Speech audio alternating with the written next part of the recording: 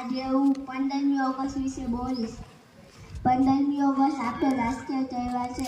આપણો દેશ ગુલામ હતો. આપણા દેશ પર અંગ્રેજોનું રાજ હતું.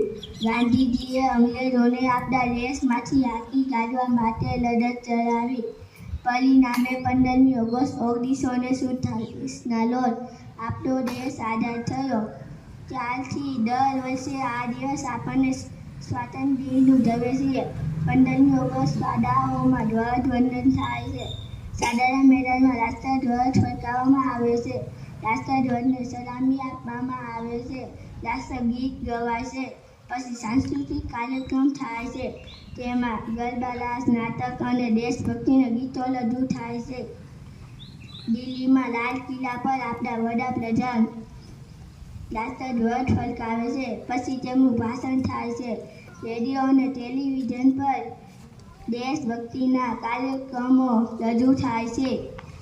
રાતે સરકારી મકાનો પર રોશની કરવામાં આવે છે.